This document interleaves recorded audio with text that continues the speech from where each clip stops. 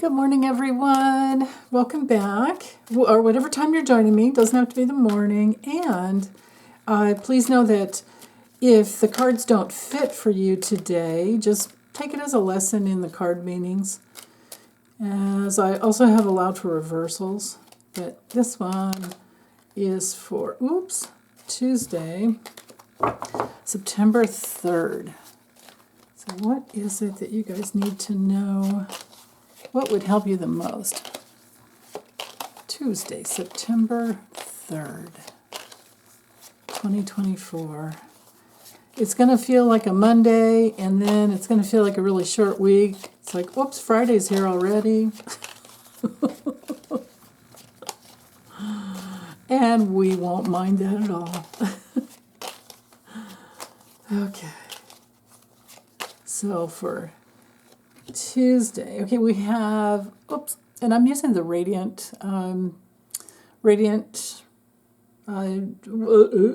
Rider-Waite-Smith. And I have my little astro scribbles on them. So we have the Five of Cups coming through reversed. Ooh, Ten of Swords upright. Okay, this combo is perfect. And then we have the Ten of Wands upright.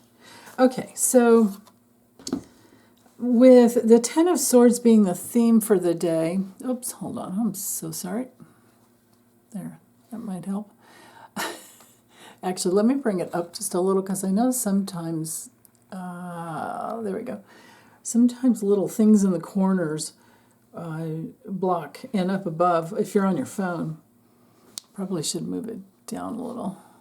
Okay, so now that I'm done fidgeting, OCD, obsessive card, whatever, delineation, I suppose.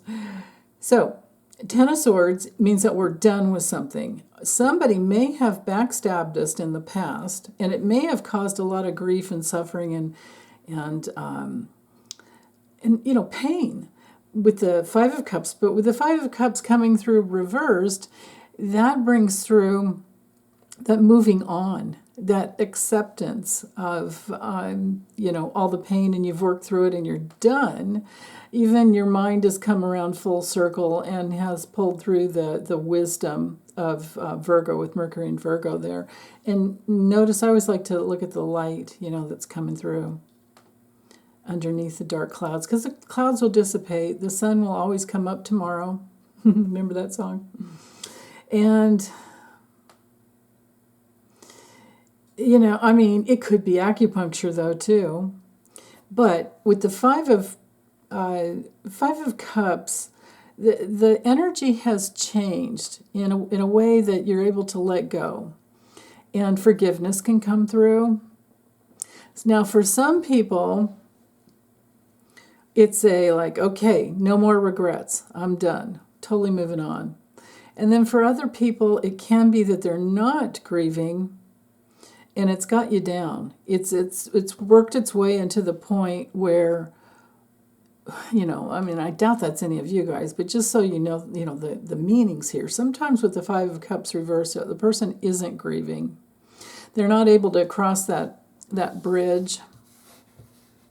That the deal is with the Five of Cups is you have to grieve. If we don't grieve for our losses, no one can do that grief work for us. And then when you're done, you turn around and you realize, but hey, I have me, and I have love, and I have healing, I have everything. You look at those Two of Cups. Now, with this river of life back here in the background, and there's this bridge, it leads me to think that when you turn around and see what you really have, you have yourself, right? You have your love, and you take that and you cross that bridge into a new life and bring yourself back home. So this could be a process that we go through so many times in our lifetime, right? We can cross that bridge and come back home to ourselves. Every time we get inside of our real feelings, and we allow ourselves to feel all of our feelings, because every single time that we do that, all those gateways into grief, they bring through our capacity for love and fulfillment and,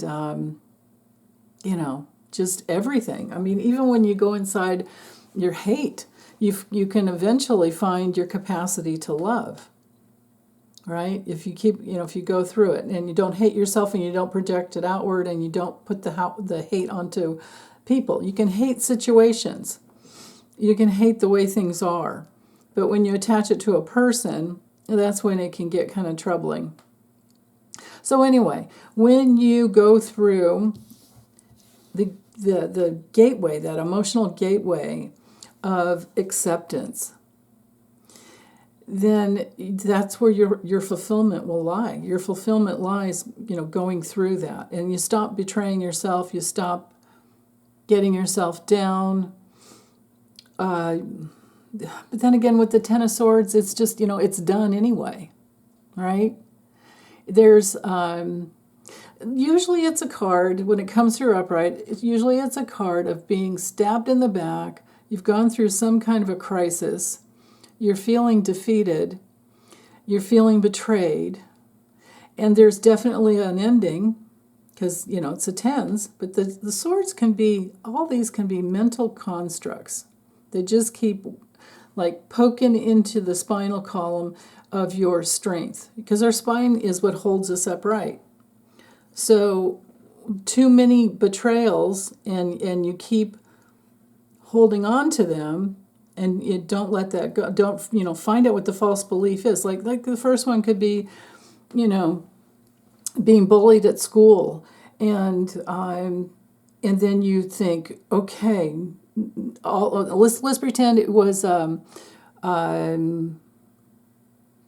don't know, I'm just going to say something stupid, like a little girl with pigtails and freckles, lots of freckles and pigtails, and maybe she was like super popular at school, but she was a mean girl, and she made fun of you, and all the other girls laughed, and then growing up, anybody that comes into your life or you see that has freckles, whether or not they're still wearing pigtails, I'm telling you, it's a stupid example, but it's all that's popping into my head. Anytime you see somebody with freckles, you automatically cringe and feel like, you go small. You feel beat up on. You feel you judge yourself. You shrink. All of those things. It's because I'm thinking like Mercury and Virgo. You go back in time, and then your mind just goes crazy. So that could be one sword. Then another, anyway, each sword can be a false belief. Just like with the Eight of Swords, Nine of Swords, all the swords, just think in terms of mental constructs. And then it has to do, think of the brain and how the brain tries to keep itself safe and tries to keep us in somewhat of some semblance of order. But then by the time it gets to the 10, there's too many mental constructs holding back our strength. So if we can figure out each one of those false beliefs, we can start pulling these out one at a time and transforming them. Like not all little girls with freckles are mean, right? Not all people with freckles are mean. And again, that was the dumbest one I could think of. I mean, it's only popped into my head. It could be the same thing with if you got bit by a dog when you were little and the dog happened to be, I don't know, maybe it had a big patch on its eye, like one side white, the other side black or something. Or maybe it was a Dalmatian, and then now, as an adult, those kind of dogs kind of trigger you. So maybe think of each one of the swords here as a trigger, and it's good to get triggered because then we get to figure out what's the trigger really, really be, and it could be even be coming from a past life, right? Like certain accents you might hear that set you off, and then you have to search inside. It's like, what is it about that accent? Did I experience in a past lifetime, that a lifetime in that part of the world that spoke that language with that specific inflection, and I mean, it's yeah. And so, not to project the past onto the future is taking out one of these swords. So, when you can accept the past and question the false belief, which has got you down, it's had you down, maybe now you can walk away. Maybe now you're done with the Ten of Wands. You're definitely walking away with Saturn and Sag. Sag has to do with our belief systems. Sag is ruled by Jupiter. Jupiter's healing. Sag can have to do with the direction. And Jupiter's all about belief systems as well. So it's kind of like putting the two builders of the zodiac here together. And the guy is carrying all these stakes, or they could be stakes to build they could be 2x4s to build a new house. Maybe he's going to add on to his deck over here, right? But he's still carrying it in the wrong way, because if he were carrying this newfound strength, I mean, look how strong his back is now. He's not laying down anymore.